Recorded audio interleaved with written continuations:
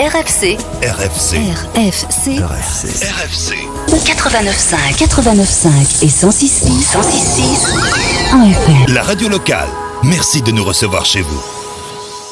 À vos droits, votre émission de conseil juridique et d'information présentée par Bill avec la collaboration de Maître Ingrid Raspail. À vos droits, c'est tous les 2e et 4e mercredis du mois de 11h à 12h sur Radio Fréquence Caraïbe. Vous pouvez poser vos questions au 0596 78 02 03. Alors prenez vos droits en main à l'écoute de votre nouvelle émission les 2e et 4e mercredis du mois de 11h à 12h. Gardez l'écoute.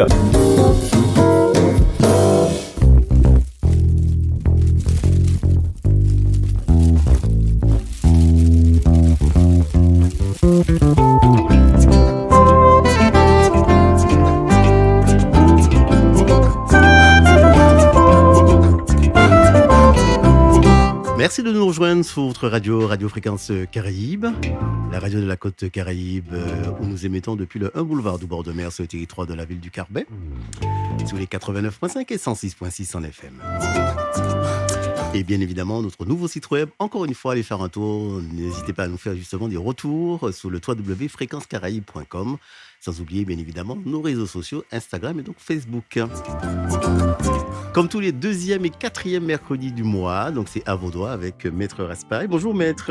Bonjour. Comment ça va? Bien, merci, et vous? Ben, on fait aller. Par ce temps, on va dire.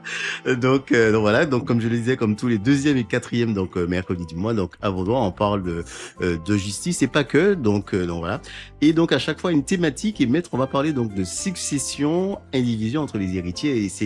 Et je vais pas forcément dire un mal martiniquais, mais bon, c'est vrai que c'est parfois c'est bien connu en tout cas au pays, ça. Oui, c'est vrai. C'est c'est bien connu et malheureusement ça ne s'arrange pas. Ah. Ça ne s'arrange pas. Alors Pas c'est vrai beaucoup. que c'est en fait quand on va parler de ce mot-là, c'est des conflits qui génèrent souvent entre entre familles qui empêchent justement donc de faire d'acquérir parfois des biens parce qu'effectivement il y a des soucis entre donc la famille. Donc on parle de succession et de division entre les héritiers. Si vous avez des questions, n'hésitez pas à composer le 05 96 78 02 03 05 96 78 02 03. Maître. Alors, donc oui, effectivement, l'indivision, c'est une situation qui concerne beaucoup de personnes, puisque dès lors qu'un homme ou une femme décède et qu'il laisse des biens et des enfants, ou s'il n'a pas d'enfants, des ascendants ou des collatéraux, les personnes qui héritent des biens, s'il y en a plusieurs, sont dites en indivision. Voilà. Donc, ce sont des propriétaires indivisaires, on dit. Donc, ces personnes ont donc un même droit sur un même bien, et quelquefois, mais des droits, si vous voulez, qui n'ont pas forcément la même valeur. Par exemple, on peut hériter pour un quart, pour un tiers, pour... voilà. Donc, ce sont des droits indivis. Et ça peut créer des situations de conflit si on n'est pas d'accord sur la gestion du bien indivis, la conservation, l'administration du bien ou tout simplement le partage ou la vente du bien. Voilà. Donc, l'indivision, c'est vraiment la situation qui concerne les héritiers qui ont les droits sur un même bien. Voilà. Je prends un exemple tout simple qui concerne tout le monde. 2 enfants issus du même père et de la même mère vont hériter de leur père et de leur mère à 50-50. Voilà. S'ils ne sont pas d'accord sur le sort du bien, ils sont dans une situation de conflit.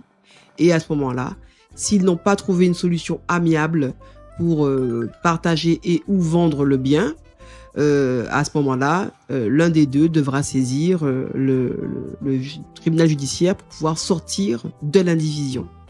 Voilà. Soit acquérir pour soi-même, ou soit obtenir l'autorisation de vendre le bien. Voilà. Donc, les décisions pour gérer l'indivision sont prises par les héritiers, donc. Bien sûr, tant que tout le monde est d'accord, il n'y a pas de souci. La division, c'est pas par nature une situation conflictuelle. Elle le devient, elle le devient s'il n'y a pas de consensus entre les héritiers. Voilà. Donc, les héritiers prennent les décisions concernant les biens indivis, soit à l'unanimité, ce qui est l'idéal, soit à la majorité des 2 tiers, si effectivement tout le monde n'est pas d'accord sur les décisions à prendre. Voilà. Donc, il faut savoir que la majorité des 2 tiers, ce sont la majorité des droits indivis, pas la majorité des 2 tiers des héritiers, en fait. C'est pas 2 tiers en nombre de personnes, mais en nombre de droits. Voilà. Donc, voilà. Donc, en général, il faut prendre des décisions à l'unanimité ou 2 tiers. Bon. S'agissant de la conservation des biens indivis, voilà.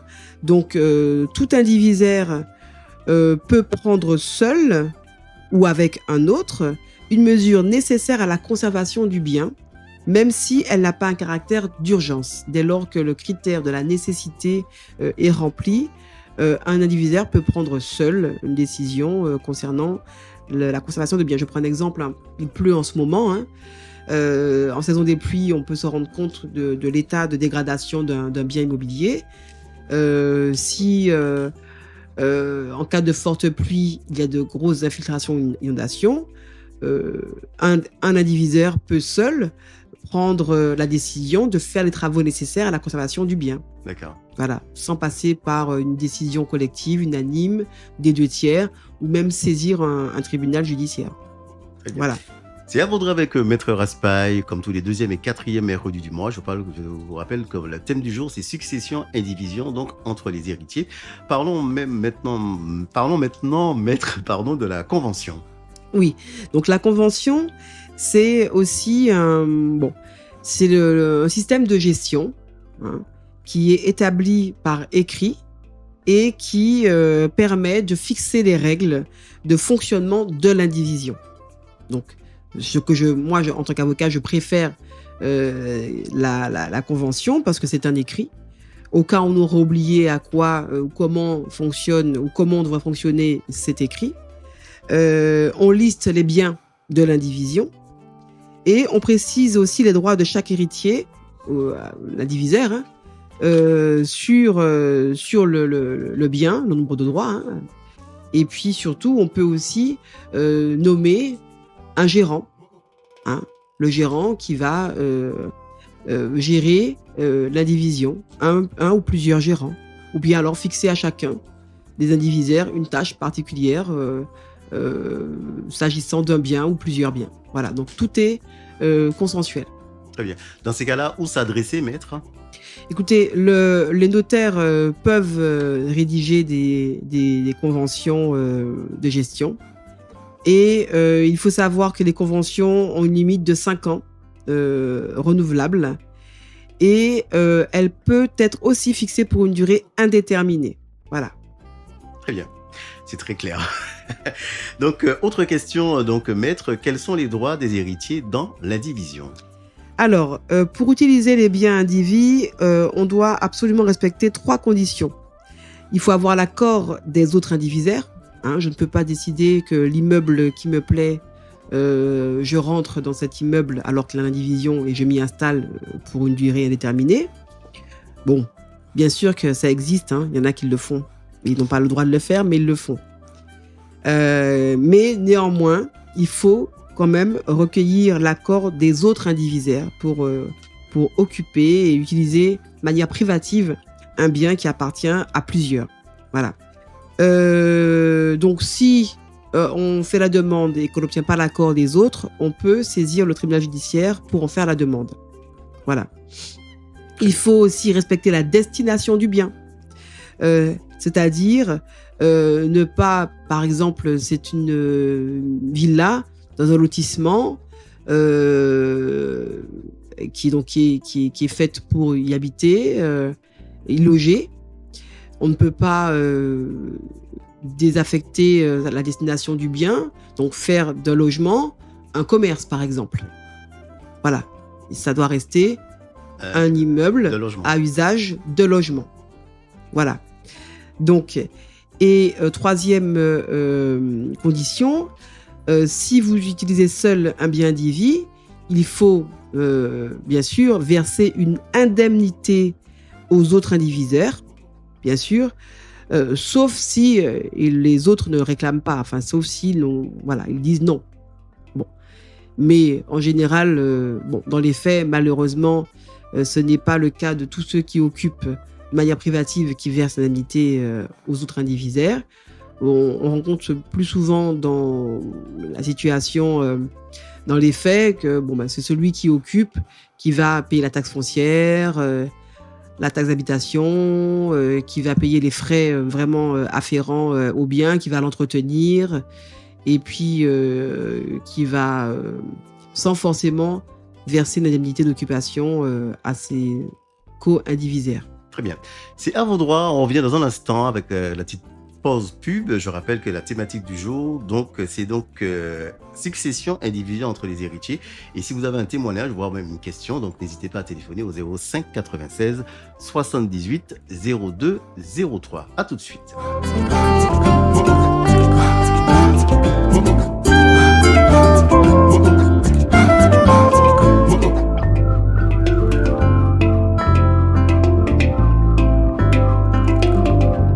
Ça y est, nous y sommes, c'est à vos droits, comme tous les deuxième et quatrième, mercredi du mois avec Maître Raspail, que je vous rappelle basé à Saint-Pierre, précisément où, Maître ? Au 1 rue Général de Gaulle, à l'étage de Baguette Shop. Voilà, donc nous parlons aujourd'hui de succession indivision entre les héritiers. Et donc si vous avez un témoignage, une question, n'hésitez pas à composer le 05 96 78 02 03. Parlons maintenant, Maître, de cession de droits dans l'indivision. Alors, juste avant la coupure pub, j'avais abordé les 3 critères, les conditions pour pouvoir utiliser le bien indivis. J'avais terminé sur le fait que l'indivisaire qui occupe de manière privative un bien doit verser l'indemnité à ses co-indivisaires. Alors, si ce n'est pas fait, et c'est bien souvent le cas, en sortie de l'indivision, par exemple, lorsqu'on va partager le bien, les autres indivisaires peuvent réclamer que l'indemnité d'occupation soit versée.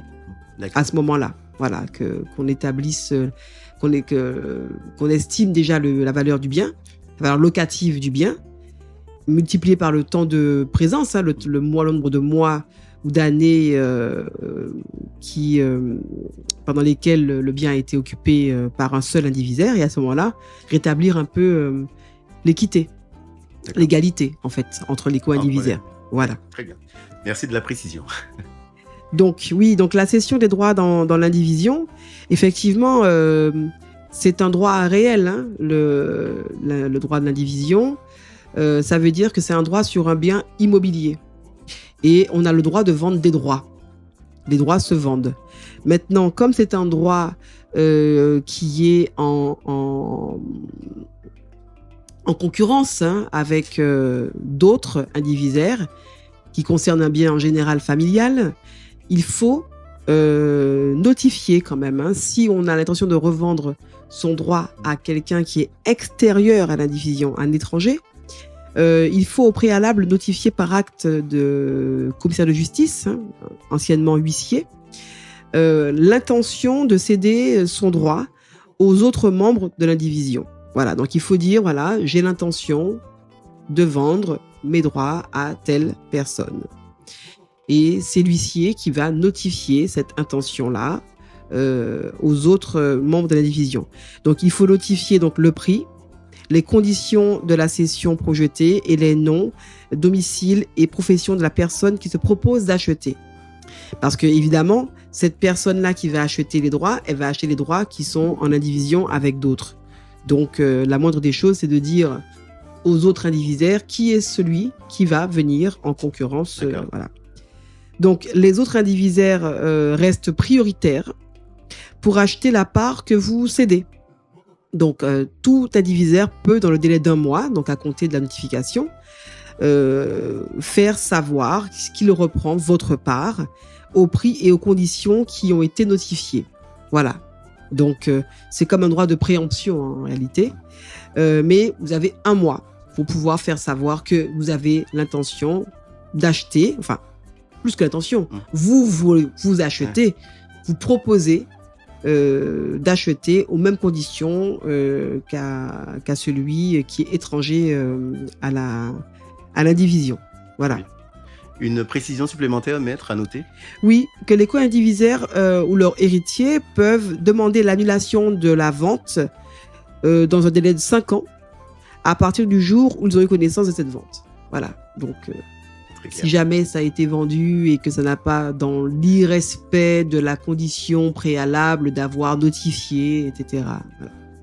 Donc, après les cessions de droits dans l'indivision, parlons maintenant, maître, de maintien dans l'indivision. Voilà. Donc, si les indivisaires ne sont pas d'accord, le tribunal peut maintenir l'indivision pour protéger leurs intérêts. Voilà. Ça peut concerner les situations suivantes, à savoir l'entreprise dont l'exploitation était assurée par le défunt ou par son époux, ou un local d'habitation ou professionnel utilisé par le défunt ou son époux au moment du décès. Voilà. Donc, on ne va pas, si vous voulez, mettre l'occupant à la rue, hein,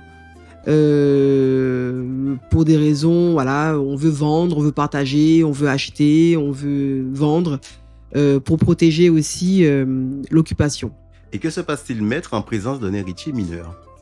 Alors, en présence d'un héritier mineur, il faut savoir que la demande de maintien dans l'indivision peut être faite par le conjoint survivant, un héritier majeur ou le représentant légal d'un héritier mineur. Voilà. S'il n'y a pas d'héritier mineur, la demande doit être faite par le conjoint survivant.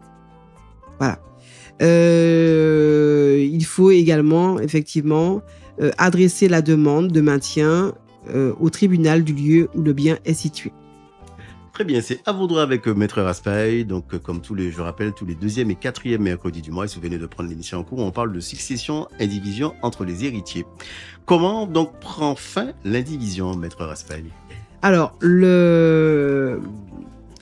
l'indivision prend fin par le partage de la succession. Voilà, donc effectivement, hein, il y a un texte bien connu des avocats, c'est que nul n'est forcé de demeurer dans l'indivision. Voilà. Donc à tout moment, sauf si un jugement ou une convention entre les indivisaires s'y oppose, hein, le jugement de maintien par exemple de l'indivision, pour empêcher qu'un indivisaire cède ses droits. Donc à tout moment, sauf si un jugement ou une convention entre les indivisaires s'y oppose, vous pouvez sortir de l'indivision. Pour cela, vous devez effectuer l'une des démarches suivantes, à savoir donner ou vendre votre part, voilà, dans l'indivision. C'est vrai que ça a l'air simple hein, comme ça de dire je donne ou je vends. Bon, donner c'est simple, vendre c'est un peu plus compliqué puisqu'il faut obtenir effectivement, il faut informer les autres indivisaires et espérer qu'ils ne s'opposent pas à la vente de son droit. Et donc on peut aussi sortir de l'indivision par la demande de partage de tout ou partie des biens. Voilà. Donc, il faut évidemment, si vous souhaitez le partage et que les autres veulent rester en indivision, ces derniers, donc comme on l'a dit, peuvent demander au tribunal de demeurer en indivision, mais à condition de justifier le maintien d'indivision hein, et la nécessité de maintenir l'indivision et de vous attribuer votre part. Voilà, donc on peut sortir, les autres restent dans l'indivision, d'accord ? Mais vous êtes réglé de votre part. D'accord, très bien.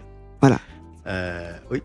Donc, ce sera aux indivisaires hein, de régler la part, parce que si on ne vend pas un immeuble, puisqu'on le garde et on demeure en indivision, il faut dédommager la part de celui qui sort, sera redistribuée entre ceux qui restent, qui devront indemniser, qui devront payer une soulte à celui qui sort. D'accord, très bien. On le disait au début d'émission, donc ici en Martinique, les choses ne s'arrangent pas, comme vous le disiez en début d'émission. On va maintenant parler des règles spécifiques, puisqu'il y en a qui se trouvent notamment en Outre-mer, concernant donc la sortie de l'indivision, maître. Oui, donc effectivement, comme c'est un problème qui est spécifique aux Outre-mer et à la Martinique, on a Monsieur Letchimy a pensé, enfin il y a une loi qui dite loi Letchimy sur la sortie d'indivision successorale dans l'outre-mer. Voilà. C'est un régime dérogatoire qui, après 10 ans d'indivision, peut être sollicité par un ou plusieurs indivisaires pour sortir d'indivision par vente ou partage. Voilà. Donc, il faut savoir que la succession doit être ouverte depuis plus de 10 ans. Donc, ça veut dire, succession ouverte, ça veut dire qu'on est allé, après le décès du propriétaire des biens ou du bien, saisir un notaire d'une ouverture de succession, partage ou liquidation. Voilà. Et, mais que ça n'avance pas et que depuis 10 ans, on n'a pas trouvé de solution amiable pour sortir de l'indivision. Voilà. Donc, il faut que la succession soit ouverte depuis plus de 10 ans. Voilà. Pour pouvoir déjà être éligible à l'application de cette loi. Voilà. Donc, si nous sommes depuis 10 ans chez un notaire, tout acte de vente ou de partage sur des biens indivis est autorisé, enfin, d'après la loi, doit être autorisé à la majorité des droits indivis dans le cadre d'une décision amiable de vente ou de partage. C'est toujours le principe de l'amiable. Bon. Auparavant, l'unanimité des droits était requise. Maintenant, c'est la majorité. Encore faut-il obtenir la majorité. C'est ça le plus compliqué. Donc, la loi, c'est 2/3. Hein. Et encore, on n'arrive pas parce qu'il faut saisir le tribunal pour pouvoir obtenir finalement la sortie de la division. Le système dérogatoire, c'est la majorité, mais il faut l'avoir aussi. Bon. Alors, donc le notaire il est censé en tout cas instrumenter, donc procéder vraiment à la liquidation de la succession sans passer par le juge, dès lors que la majorité des indivisaires est d'accord pour la vente ou le partage. Voilà. C'est un dispositif qui est applicable depuis le 29 décembre 2018. Voilà. Et bon. Donc, c'est un dispositif qui est exclusivement réservé aux départements et régions d'outre-mer, donc Guadeloupe, Guyane, Martinique, Mayotte et Réunion, ainsi que la collectivité de Saint-Barthélemy, Saint-Martin, Saint-Pierre et Miquelon. Donc, c'est vraiment spécifique. De mots mettre sous les doigts aux conjoints survivants du mineur et du majeur protégé. Voilà, oui. Donc, en effet, aucun acte de vente ou de partage ne peut toutefois être dressé suivant cette procédure dans un certain nombre de cas énumérés par la loi. Voilà. Donc, lorsque le conjoint du défunt occupe le bien, on ne va pas le sortir. L'existence d'un indivisaire mineur ou majeur protégé. Ça veut dire que si parmi les indivisaires, il y a un mineur ou un majeur protégé, on ne peut pas faire application de cette loi. Ou encore, un indivisaire présumé absent, sauf autorisation du juge des tutelles dans les conditions du Code civil. Voilà. D'accord. Donc, s'il y a un indivisaire absent, qui ne peut pas faire partie du quorum de la majorité, ou on ne sait pas où il est absent, on ne peut pas. Il faut que tous soient présents. D'accord. Très bien, maître. Comment mettre en application les modalités de mise en œuvre?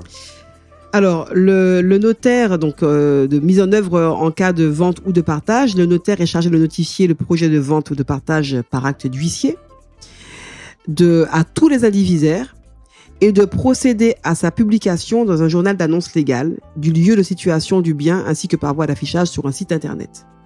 Voilà. Donc, le but, c'est quand même de faire savoir aux autres indivisaires que la majorité, au moins, veut le partage ou la vente de biens et qu'il va procéder au partage ou à la vente d'un ou de biens. Et pour rendre opposable aux autres indivisaires, il doit publier. Rendre opposable, ça veut dire pour être sûr que tout le monde sache l'intention du notaire de vendre ou de partager, et que ceux qui n'ont pas donné leur accord ou se sont opposés ou étaient n'ont pas fait savoir, en tout cas, leur volonté, qu'ils sachent que ça va se faire. Voilà. Pour pouvoir s'opposer, par exemple. Donc, et si ce n'est pas fait, tout acte de notaire qui sera postérieur, enfin, qui n'aura pas été préalablement notifié par huissier ou placardé dans un journal d'annonce légale ne pourra pas être opposable à un autre indivisaire. Voilà. Donc, le notaire devra indiquer effectivement la valeur du bien. Voilà. Après avoir recueilli l'avis d'au moins 2 professionnels de l'immobilier. Le délai d'opposition à la vente ou au partage. Et le cas échéant, le projet de cession du bien à titre onéreux à une personne étrangère à l'indivision, si c'est le cas. Le prix et conditions de la cession projetée, ainsi que les noms, domicile, profession de la personne qui se propose d'acquérir le bien. Voilà. Donc on retrouve un petit peu le texte de loi, le régime de droit commun. Et effectivement, il faut permettre aux indivisaires qui n'ont pas donné leur accord de pouvoir s'opposer à la décision prise à la majorité. D'accord. Et comment ça se passe pour les projets de vente ou de partage, maître? Alors, il faut distinguer donc les projets de vente ou de partage non encore signés au 1er janvier 2021.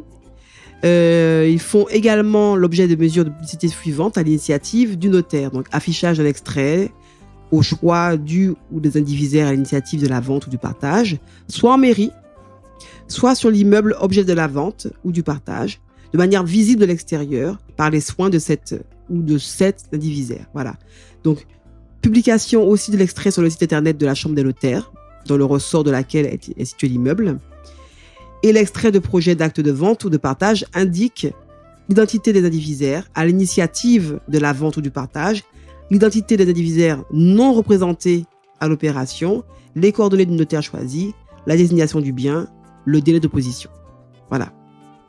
Ça, c'est pour ceux qui ont les projets qui n'étaient pas encore signés au 1er janvier 2021. Voilà.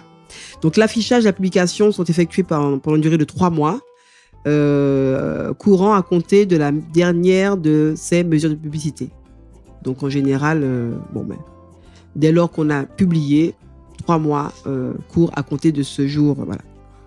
Donc, ce délai est porté à 4 mois lorsque le projet de cession ou de partage porte sur un bien immobilier dont les quotes-parts sont détenues par au moins 10 indivisaires. Ça veut dire que lorsqu'on est en présence d'une indivision d'au moins 10 personnes, s'il y a au moins 10 indivisaires, co-indivisaires, le délai d'opposition est porté à 4 mois à compter de la publication de l'annonce faite par le notaire du projet de partage ou de vente du bien décidé à la majorité.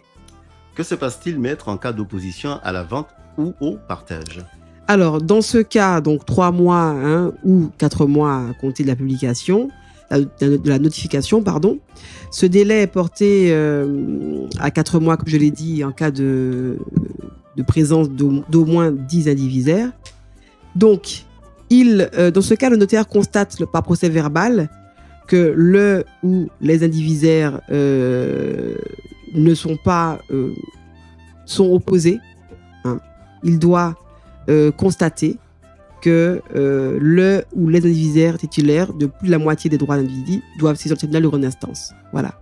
Donc, dans ce cas-là, il renvoie ceux qui étaient d'accord pour le partage ou la vente, donc au moins la moitié, à saisir le tribunal judiciaire pour être autorisé à passer l'acte de vente ou de partage. Donc là, on retombe dans le système général, en fait, de droit commun, à savoir que dès lors que le notaire a une difficulté, et en l'occurrence, la difficulté dans le cas de figure de l'application de la loi de Letchimy, la difficulté, c'est l'opposition des indivisaires à l'acte de vente ou de partage notifié. À ce moment-là, le notaire ne poursuit pas et renvoie la majorité à saisir le tribunal judiciaire. Il rédige pour cela un procès verbal. Voilà. Donc le tribunal sera saisi par ceux qui veulent poursuivre la vente ou le partage, et il va autoriser la vente ou le partage si le projet rédigé par le notaire ne porte pas une atteinte excessive aux droits des autres indivisaires, ceux qui se seraient opposés. Très bien. Voilà. Et dans le cas de réalisation de vente ou de partage, cette fois-ci? Alors, c'est le cas lorsqu'il n'y a pas d'opposition. Donc, la vente ou le partage sera opposable aux indivisaires qui n'ont pas été à l'initiative du projet dès lors qu'il n'y aura pas eu d'opposition dans le délai de 3 ou 4 mois. Voilà. Donc, le partage effectué dans les conditions fixées le partage sera effectué dans les conditions fixées par le projet du notaire. Ou s'il y a une opposition et que le tribunal a été saisi et que le tribunal a accepté d'aliéner le bien, il se fera aussi aux conditions fixées par le tribunal. Voilà. Et l'acte deviendra opposable aux indivisaires qui n'ont pas donné leur accord ou qui se seraient opposés au partage ou à la vente du bien. Voilà. Et dans le cas d'une cession à une personne étrangère à l'indivision? Voilà, donc si effectivement on vend des droits ou un bien à une personne étrangère à l'indivision, donc tout indivisaire peut également, dans le délai d'1 mois qui suit la notification, faire connaître aux indivisaires à l'initiative de la vente qu'il exerce son droit de préemption. C'est un peu aussi le régime général. On offre quand même la possibilité aux indivisaires de garder le bien dans la famille, si je puis dire, en lui permettant de faire une offre aux mêmes conditions que ceux qui ont été offertes à quelqu'un d'extérieur à l'indivision. Très bien. C'est à vos droits avec Maître Raspail tous les 2e et 4e mercredis du mois. Donc, et Maître, parlons maintenant des cas des héritiers omis par ignorance ou par erreur. Oui, lorsqu'il y a des grandes familles et que l'arbre généalogique est dur à remonter ou à faire, un héritier peut être omis parce qu'on ne le connaît pas, parce qu'il ne vit pas en Martinique, parce qu'il ne porte pas le nom, c'est un enfant naturel, donc il peut avoir été omis par ignorance ou par erreur. Bon. Dans ce cas, donc encore faut-il que l'héritier omis par ignorance ou par erreur ait été informé et ait eu connaissance de la notification, de la publication, de ce qu'un bien serait partagé ou vendu, et que lui-même sache qu'il devrait faire partie des indivisaires. Donc si la personne découvre et sait qu'il a été omis, à ce moment-là, il ne peut pas demander l'annulation du partage dès lors que celui-ci a été soumis à la formalité de la publicité foncière. Pardon. Voilà. Donc, si il faut qu'il agisse avant. Voilà. Si le bien a été vendu, partagé et que c'est déjà publié au service foncier, c'est trop tard. C'est trop tard. Ouais. En cas de désaccord, que se passe-t-il? Par contre, il peut quand même si il peut plus faire partie, se proposer à l'achat ou voilà, être dans le partage du bien, il peut quand même exiger à recevoir sa part, soit en nature, soit en valeur. Donc s'il y a d'autres biens, par exemple, qui n'ont pas encore été vendus et qui restent encore à allotir, il peut obtenir en nature ou alors en valeur, à savoir l'argent. D'accord. Voilà. Oui, je vous disais, Maître, que se passe-t-il dans le cas de désaccord entre les parties? Le tribunal, c'est toujours lui qui tranche, le tribunal. Donc, c'est encore une dérogation prévue à l'article. Je ne vais pas le citer parce qu'on n'ira pas le chercher. Mais voilà, c'est le juge qui va trancher en cas de désaccord. Très bien. Parlons maintenant, Maître, d'exonération fiscale de droits de partage de succession. Alors, cette disposition était à l'origine destinée uniquement à Mayotte et elle a été étendue au territoire ultramarin. Et il s'agit d'une exonération de droits de partage des immeubles à hauteur de 2,5% de la valeur nette des biens concernés. Voilà, pour faire le calcul. C'est une déduction, une exonération de droits de partage des immeubles à hauteur de 2,5% de la valeur nette des biens. Voilà. Très bien. Revenons, maître. Donc c'est peut-être, c'est aussi une façon peut-être de susciter, d'inviter les indivisaires qui traînent depuis plus de 10 ans à se dire bon, si on fait application de cette loi et qu'on sort de l'indivision, on a une ristourne de 2,5% de la valeur des immeubles. Donc si ce sont des immeubles qui ont une très très grande valeur vénale, ça peut être intéressant. Oui. À déduire des droits exonérer des droits de partage. Je disais, maître, revenons donc sous cette fameuse loi du 27 décembre 2018. À savoir, qu'est-ce que vous voulez que je dise, que je réduise? Il me semble, qui simplifie les règles de majorité, il me semble. En fait, c'est ça, c'est que la loi qui s'applique à tous, c'est 2/3. Le droit commun, c'est qu'il faut être au moins 2/3 des droits indivis pour pouvoir demander au notaire de procéder au partage et à la vente. Bon, même si dans la réalité, les notaires n'iront pas au partage et à la vente, ils vont pas prendre le risque de partager ou de vendre un bien avec 2/3. Ils vont renvoyer les parties à saisir le tribunal judiciaire pour pouvoir trancher cette question. La loi Letchimy prévoit que lorsque une succession a été ouverte depuis plus de 10 ans, les 2/3 prévus par la loi, les 2/3 des droits des indivisaires prévus par la loi ne sont plus requis. La majorité suffit. Voilà. Donc, suffit pour que le notaire se saisisse d'un partage ou de la vente ou des biens de la succession, à condition effectivement de respecter une procédure de notification du projet de vente ou de partage du ou des biens. Voilà.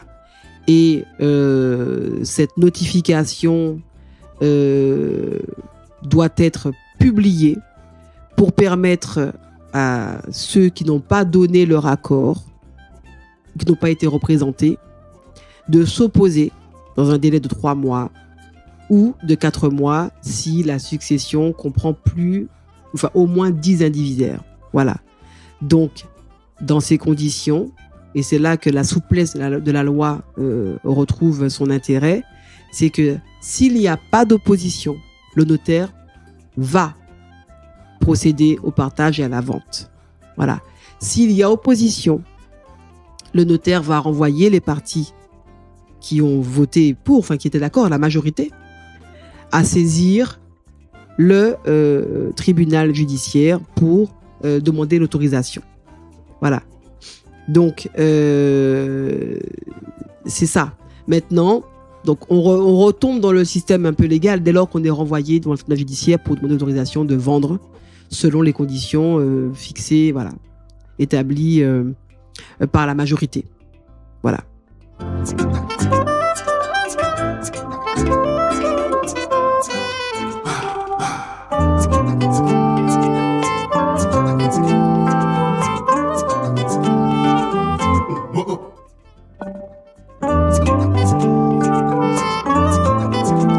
C'est à vos droits donc qui touche à sa fin avec Maître Raspail. Maître, donc avant de terminer, parlons donc maintenant de l'attribution préférentielle de la propriété du droit de bail. Alors oui, donc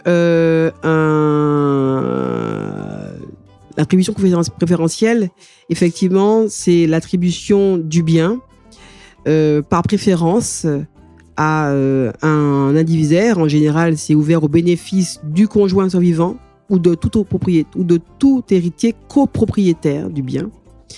Donc celui qui a acheté avec, qui a acquis avec celui qui est décédé. Donc il s'agit de l'hypothèse où le demandeur démontre qu'il réside sur la propriété de manière continue, paisible et publique depuis plus de 10 ans au moment de l'introduction de la demande en partage. Voilà. Donc, lorsque la succession est ouverte chez un notaire et que l'un des indivisaires demande l'attribution préférentielle, il doit justifier de sa présence, sa résidence continue, paisible et publique depuis 10 ans. au moins 10 ans. Voilà, plus de 10 ans même. D'accord. Voilà. Très bien, donc ça va, vos droits qui touche à sa fin. Maître, que peut-on retenir dans les grandes lignes sur cette thématique du jour, succession, indivision entre les héritiers? Mais il faut retenir que l'indivision n'est pas en soi une situation conflictuelle. L'indivision le devient lorsqu'il n'y a pas d'entente entre les indivisaires. Mais rien n'empêche de demeurer dans l'indivision. On l'a vu avec des conventions d'indivision. On peut gérer l'indivision. Un mandataire est désigné par les indivisaires pour pouvoir gérer. La loi Letchimy aussi, elle permet la gestion de l'indivision. Elle facilite la gestion de l'indivision. Après, lorsque l'on veut sortir de l'indivision, il y a le moyen de céder ses droits à un autre indivisaire ou à quelqu'un étranger à l'indivision, après avoir déjà quand même notifié aux autres indivisaires sa volonté de céder ses droits à un indivisaire étranger, enfin quelqu'un d'étranger à l'indivision. La loi impose une majorité de 2/3 des indivisaires pour pouvoir demander au notaire de vendre ou de partager. Dans la réalité, les notaires ne le feront pas parce qu'ils ne vont pas prendre le risque de vendre un bien, de partager avec 2/3 des personnes. La loi Letchimy, je pense, a cherché à rassurer le notaire en disant, à légaliser la possibilité de vendre ou de partager avec la majorité dans des conditions somme toute simples. Si la majorité des indivisaires est d'accord pour le partage de la vente, le notaire notifie aux autres indivisaires les conditions dans lesquelles seront partagés ou vendus le ou les biens. Ils ont un délai d'opposition. Si dans ce délai, il n'y a eu aucune opposition, à ce moment-là, le notaire pourra procéder. Voilà, donc c'est ce que je pense la loi Letchimy apporte, c'est de permettre au notaire d'aller quand même jusqu'au bout d'un partage ou d'une vente, dès lors qu'il n'y aura pas eu d'opposition, après la notification et la publication de la notification sur un journal d'annonce légale. Voilà. Donc ce qu'il faut retenir, c'est que c'est quand même dommage parce qu'il faudrait attendre qu'une succession ait été ouverte depuis au moins 10 ans, ce qui est long. Donc l'idéal, ce serait de trouver un consensus, une entente. Voilà, une entente. Si on n'arrive pas à s'entendre sur la sortie de l'indivision, mais au moins gérer l'indivision par une convention qui peut être rédigée aussi par le notaire, qui a une durée de 5 ans, sauf si on prévoit qu'elle est établie, la convention, pour une durée indéterminée, en désignant un mandataire dans cette convention qui va rendre des comptes de sa gestion et qui fera en sorte de maintenir les biens dans un bon état de conservation, qui va administrer les biens et qui permettra aussi, le temps que les indivisaires trouvent un accord, qu'au moins les biens soient gérés et conservés. Très bien. Merci Maître Espaille pour ce sujet du jour qui concerne bien les familles martiniquaises, succession et indivision entre les héritiers. On se retrouvera donc le 4e mercredi du mois pour une autre thématique, et à toutes fins utiles, je rappelle que vous êtes basé à Saint-Pierre. Voilà. À bientôt. Au revoir.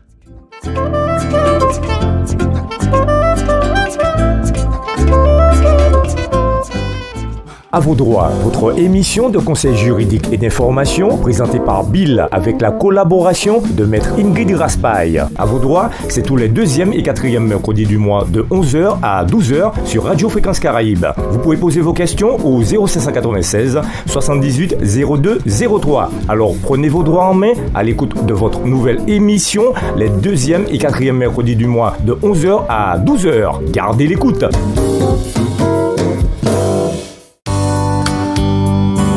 Fréquence Caraïbe, la radio de proximité toujours plus proche de ses auditeurs.